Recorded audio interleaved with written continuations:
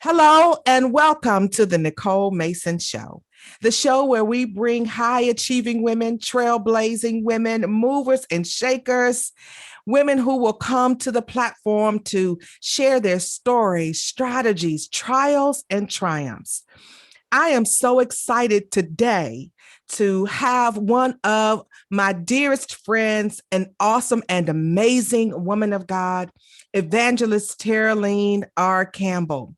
Let me tell you a little bit about her. Her bio is extensive, but I want to read just a little bit so that you can understand who we have with us today. Evangelist Teraleen resides in Prince George's County, Maryland.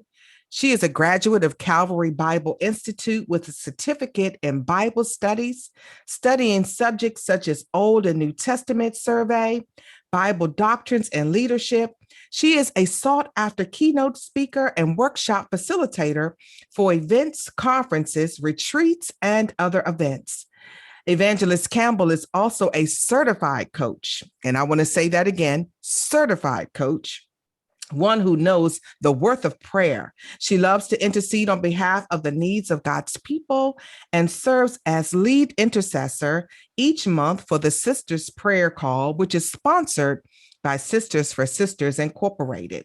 She became a member of Zeta Phi Beta Sorority Incorporated at the University of Maryland, College Park, where she conducted her undergraduate studies.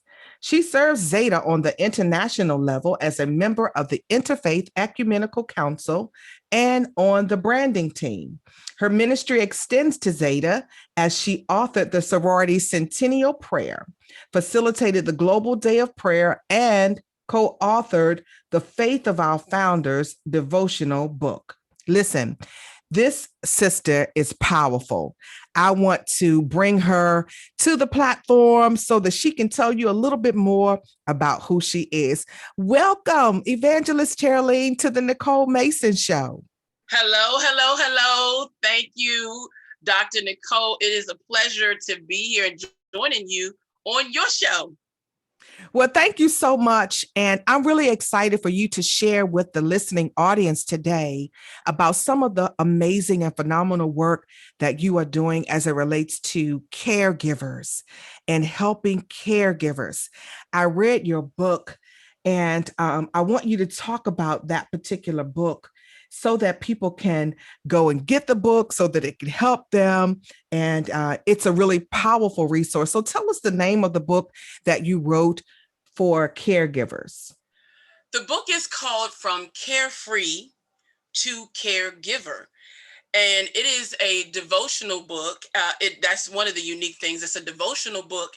And God is amazing because I fell into this, I guess, niche of writing devotional books as a result of, as you mentioned in the bio, co-authoring the sororities, Faith of Our Founders. And I was like, I kind of like this. And I got a lot of great feedback from it. And then my journey as a caregiver for 7 years of my mother, about year 4, the Lord said to me, you need to really document this journey because you need to turn it into a book. And I decided to use it in a devotional, create it in a devotional format. So, yeah. Yeah. When I read it, I thought it was really powerful. I thought that it was unique in the sense that the person who is reading it, who's caregiving, they have a way to release themselves. They have a way to release what they're feeling, how they're feeling, because that is an arduous journey. And, I know for many people who may be listening, sometimes, the job falls squarely on them when they have other family members that could help. But you and I both were only children. And so talk a little bit about how that impacted you over that 7-year period, being the only child. Whew, child, it was challenging. I'm not going to lie. It was challenging. And to add to it, I won't say insult to injury, but to add to it, I lived an hour and a half away from my mother. And so let me back up to how I became a caregiver, because this journey for many of us, we fall into it. I tell people there's no workshop, no training in advance. It happens, and then you're trying to figure it out, and then maybe you can now hit a workshop, a webinar, AARP, or something. So my mother went into the hospital for routine surgery, and I visited her that Sunday. She was fine in progressive care. That Monday, I was heading home from work and driving on the Beltway in the DMV, and called the hospital to check on her. And the critical care unit, they call that, in most hospitals, we don't call it ICU. The critical care nurse picked up, and I said, "Oh, I think I was transferred to the wrong unit." She said, "No, your mother has taken a turn for the worse. Oh, wow. And she may not make it through the night. And we tried to call you." And, so I'm driving, mind you, I'm driving. And so I'm like, "Called me where? You have 3 numbers." And they said they called me at home. I was at work, and I have a cell phone. So I'm in no good at that point. Yeah. And thankfully at the time, my first cousin lived in Mitchellville.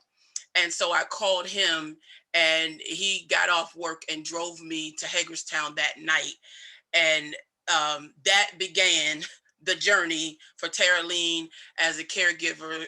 She was on life support for 2 months. Wow. They were saying they didn't think she would live. Went through like 5 abdominal surgeries. And I tell you, that journey was something special. Having a nurse tell my cousin one day that they needed to talk to me because I wasn't letting her go, and perhaps I needed to let my mom go because she was still on life support. She was awake at that point, but yet on life support. And so when my cousin told me that, and we went into the room and talked to my mother, and I was just, again, in no shape that day. Yeah. When a nurse says you need to let somebody go. And so my cousin Tanya went in with me. Thank God I had first cousins that are really close to me. And my cousin said, "Aunt Cindy, if this is too much for you, we will be here for Tara and get Tara through everything, and we'll make you sure that you're at peace." My mother got this look in her eyes. She couldn't talk, but y'all know the mommy look. Yeah. My mother got this look like, "What are you talking about?" And that was all that I needed to know, that if Cindy was going to fight, then I was going to fight with her. And my family was also committed to fighting with her. And that gave me that little boost of faith to continue to fight. And so the only child part, back to that question. It is hard. It is challenging. There were days, my favorite spot. So those who may follow me on Facebook, I say that one of my favorite spots is the Hagerstown City Park. That has special significance to me because during that time that my mom was in the hospital, I would go to that park, sit in the car or take a walk and pray, cry out to God, sit, watch the ducks, feed the ducks. And just, that was my place of solitude before or after I would go back into the hospital or the nursing home. That's it's a lot. It's a lot. And, when I think about being an only child, when you have to go through something like that and then ultimately lose your loved one, your mom, your dad, and you don't have any continuity with anybody else in the whole entire world, that can also be very daunting. And so I love the fact that you mentioned the first cousins, because my cousins and we call ourselves sister cousins, because they really were like my sisters, but that was solidified when I lost my mom. And so I know what that feels like, to be an only child and trying to figure it out, trying to navigate. But let me tell you something. You have done an amazing job in turning your pain into purpose. So talk about the work that you have begun to do with other caregivers. I know you were having some webinars and some events before COVID, and just being, very creative during COVID. So talk a little bit about that work that you're doing now. it was back to the only child part, and being the only child and a caregiver. Part of that was birthed out of that, because I realized, not having siblings, I didn't have anybody to bounce questions off of. Look at this document. What do you think about this? My cousins could help, but they also had their own mother at the time who was ill. Right. And so I used to think, I wish I knew this. I wish I had this knowledge, and really call caregiving on the job training. Mm-hmm. And so my goal has been to fill a gap for others who are now finding themselves in this space.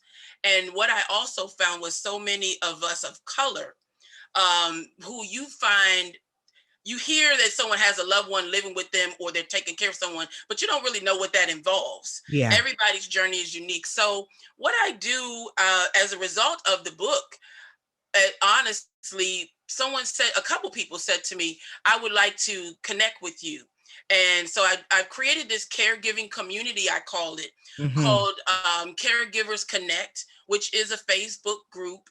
And so if you are peradventure a caregiver, if you know a caregiver, I invite you to join the group. I know people who have referred caregivers to the group. That we're 2 years in. There are 225 members of the group as of this morning. And so with the group, I allow a safe space for caregivers to come and ask questions, for them to vent and say, look, this has been one heck of a day. I am drained. My mother doesn't recognize me. Whatever the case may be, where you need a space with people who understand. And as someone wrote in the group yesterday, who overstands what you are going through. And then it's also ministry. As God gives us to be a light in dark places. And so one of the unique things that God told me to do last week, and I said, really, Lord?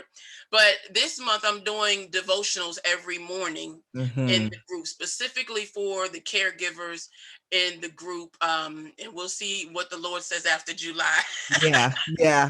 But that's where we are. And the we're talking about prayers. My topics are prayers that every caregiver should pray. 31 days. That's what we're doing in July. But I'm doing some practical things. Sessions for caregivers on proper insurance. As an attorney, and some people say this is harsh, but I am a keep it real kind of chick. GoFundMe is not a substitute, an appropriate substitute for life insurance. So after this year that we have been through, I am like, people, let's get our spiritual houses in order, but let's also get our practical houses in order. And let's make sure that we have proper insurance, that we have the proper conversation. So I had a workshop, a webinar a few weeks ago where we talked about adequate insurance. We gave tips on how to have the conversation with loved ones who don't want to talk about it. And I can say, thank God, my mother was about being prepared. And Lord have mercy, when you're grieving, the last thing you need to do is have to try to figure out, how am I going to pay for this, because the funeral home wants their money. Advanced directives, that's our topic for July. I'm calling this series Care for the Caregiver. And so we're going to be talking about advanced directives, and just really wanting to undergird our people, so that the things that are preventable or are within our realm of control, I want us to be able to control those things. Whew, let me take a deep breath. Well, that's my area, estate planning, and we can have a whole conversation about that. But I want to commend you for having those kinds of conversations in your group, Caregivers Connect. Please join the Facebook group if you fall into this category. You need the support, you need the information, and more importantly, you need the spiritual guidance that Evangelist Teraleen will bring to you to help you navigate this space. But I can't tell you the number of people, Evangelist Teraleen, that I have come across in my years of practicing law, that do not have their stuff in order.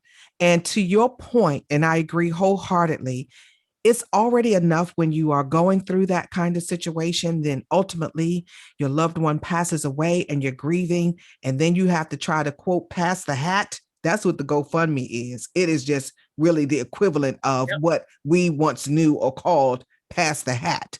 Yep. And so, thank you for having those conversations and for pushing the people to have those crucial conversations with their loved ones, because it's so powerfully and critically important to do so. And so I want to now turn a little bit of our attention to the work that you also do in your sorority, because I know that in addition to helping to co-author a book, but I've seen you be a leader out in front on various occasions over the last several years with the sorority. So talk a little bit about your beloved Zeta. I really believe, we talk about, we know that we have ordered steps. God orders our steps. For me, Zeta was besides Jesus, was one of the best decisions I made as a 19-year-old. Mm-hmm. When I think about this, the other decisions I made when I was 18 and 19, but this Right. one Yes, was yes. one of the best that I made, and I'm seeing it manifest now.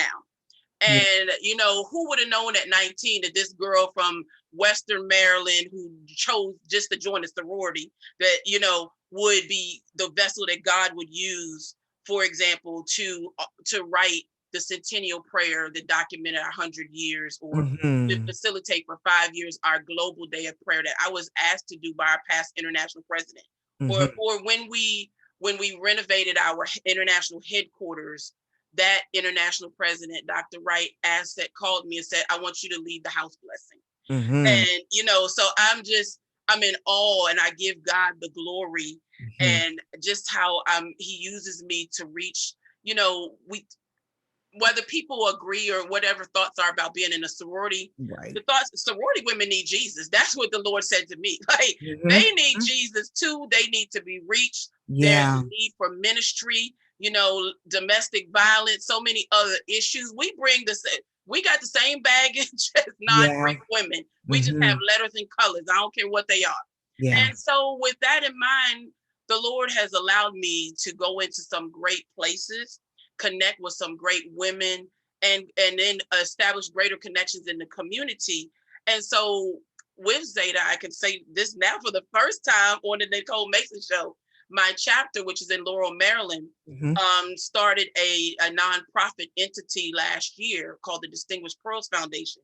I was just appointed to be the chair of that foundation's advisory council, just announced this week. Wow. And so, all right. Wait a minute. Let's slow down, because that is huge. And so thank you for sharing that first on the Nicole Mason Show. Yeah. What an awesome privilege to serve in that capacity. Talk a little bit about the mission of that nonprofit.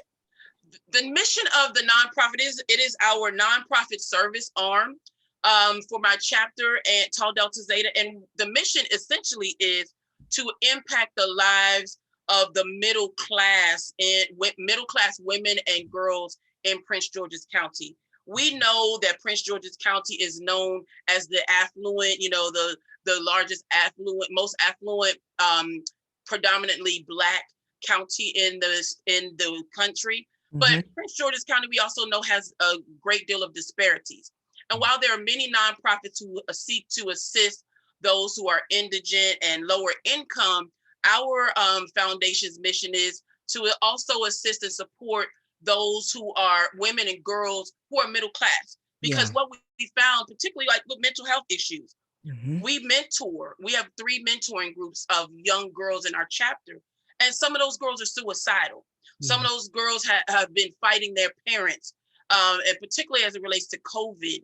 And, middle class women live in these grand $500,000 homes in Woodmore, but they're getting beaten at night and they're emotionally abused, and they don't want to leave because if I leave and go to a shelter and I'm living here, Like Yeah. those are the Yeah. kinds of issues that we see among the middle class. So it's like, we don't want to just take down and think that the middle class has it made. And Mhm. so that's where we are looking to serve.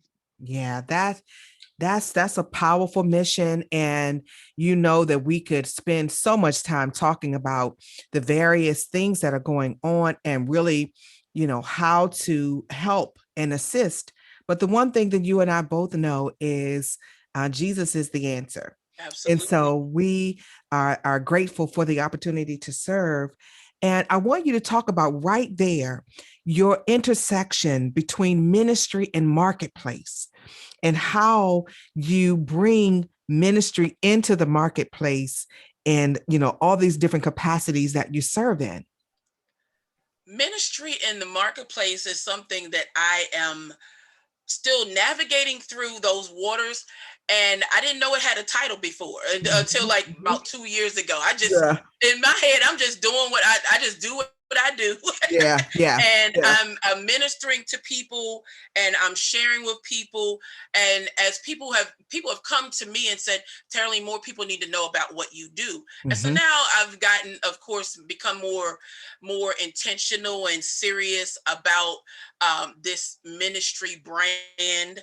And with that, I realized that it's really about being the arms of Jesus extended, but Hmm. also living the word. And, Yeah, I used to tell a mentee all the time that everyone doesn't need to see the big Bible under your arm, but that's they right. need to see the Bible in you. Yeah. And then as God has given me the ability and the space and open doors and platforms such as this, but also for products, for the Hmm. books, then we write the books so that people purchase them.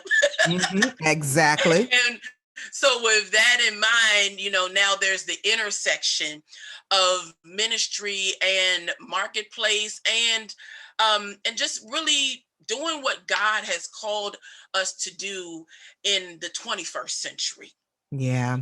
Well, I'll tell you, I was so tremendously blessed. Number one, I went to NIH to participate in the study of African Americans and heart disease. So let me just put a plug right there that there is some phenomenal research going on that we as African Americans need to participate in. So I was Mhm. at NIH participating in this study, and I walked to the past the bookstore and I look over, and the first face that I see is President Barack Obama.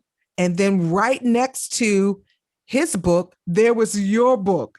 I was so excited. I know the lady that was walking me through the hallways, she didn't know what to do. I said, wait a minute, you have got to take my picture. And so I picked your book up and snapped that picture, smiling wide, pointing to President Yes, you Barack did. Obama's book, because I was so excited and so overwhelmed that the book was there. Because number one, I know what people need in terms of those who are caregiving, but also the mere fact that it's placement right next to President Barack Obama's book. I didn't think that that was coincidence, because there is not any coincidence in the life of the believer, says Dr. Susie Owens. And I wholeheartedly agree, our co-pastor. Yes. And so I'm really excited for you as it relates to that. When you As sent our me that picture, Mhm. I think I was in my office and I was like, oh my God, I'm next to the president. I mean, I thank you. I mean, you're right. There's no coincidence. And I didn't even think about the placement aspect. But then when it really sunk in. Yeah, yeah, yeah. It was powerful. And I know that even being there that day, I was there for several hours. So many people go in and out of that facility for care, for the studies, all those different things. And I'm just thinking, what a wonderful addition to having their resources, to help them navigate the space that they find themselves in, going in and out of that facility. But I want to ask you as we begin to wrap up, my mantra is show up great. So I've been asking all of my guests, when you hear show up great, what does that mean to you? This mantra has kind of taken on a life force of its own, because people are like, girl, show up and show up great, right? And it really came from my mom. And my mom used to always tell me, Nicole, it's not about what you have on, it's how you show up. And so share with our listening audience, what does that mean to you when you hear it? This particular mantra, show up great. The first thing that comes to mind about show up great for me is present your best you. Mm-hmm. It's prepare, make sure that God is first, because he's the one that is equipping us and allowing us to do what we do, but then present your best you in every area. Yeah, that's awesome and amazing. And I really, really appreciate the opportunity to encourage other women to do just that, to present themselves in a way that not only pleases them, but that God would be pleased, and those whose shoulders they stand on would be pleased. And so I want to give you the opportunity, and I love the hashtag Cindy Moe's daughter. We that's how we roll. I'm Georgia's daughter. You're Cindy Moe's daughter. Talk a little bit about your mom as we are wrapping up. My mom was a survivor. Mm-hmm. And so, as you often say, greatness is in our DNA. Mm-hmm. Yeah. Georgia, Cindy, they put it in us. Yeah. She was a survivor who came through domestic violence, mm-hmm. Who came through sexism. Mm-hmm. And one of the greatest things that I will say today in this space, as we just came out of Father's Day, that I always reflect on is my father left my mother 2 months after I was born. I never laid eyes on him. Mm-hmm. But my mother never, ever said anything negatively to me about my father. Mm-hmm. And so I say to any women that are dealing with anything similarly, like, I had the utmost respect for her because she never tore him down. Mm-hmm. And even about 2 years before she became ill, she was pushing me to look for him. Mm-hmm. And I didn't understand why. She kept saying, you need to look for your father because if something happens to me, mm-hmm. I thought that was the most selfless mm-hmm. thing that a mother could do as we look at the world today. I later did look for him. I found out he died. Oh, wow. He died in 1989, which was 2 months after I became a Zeta. He mm-hmm. died in Landover, and I was in College Park as a college student. So that hit me like that's a whole nother topic. But I just say, greatness is in our DNA because my mother did not act in a way that was unseemingly as she could have acted out the circumstances that were dealt to her. Yeah, that's powerful and amazing. And I hear in my spirit, my mother right now saying, honey, that's grown women stuff right there. Yes. She was always adamant about, keeping me in my place, and certain conversations. She's like, you're not old enough yet. Cause that's grown woman stuff right there. Yeah. Honey, that's grown also a level woman of prayer. Mm-hmm. She taught me prayer. Yeah. Running up in her room and she on her face. Mm-hmm. And praying, and then she taught me reverence. When I'm in my room and my door shut, don't come up in here. Yeah, I'm talking to. I'm like, okay, mommy. Right. Yeah. Well, my mother, she wasn't on her face praying, honey. She called her room the parlor, and in the parlor, baby, was where she was wielding our wisdom. Mm. And there were times, of course, when she called me in the parlor that I was in trouble. But then there were other times when she called me in and she was just meeting out lessons on life and being a woman and how to present yourself. So just powerful stuff. So I want to thank you so much, sister, for being with us today. And I wish you all the best in your endeavors. Thank you so much. My pleasure to be here again. Thank you. All right, everybody, have a great day. Thank you for joining us on the Nicole Mason Show. Join us again where we'll have another great guest.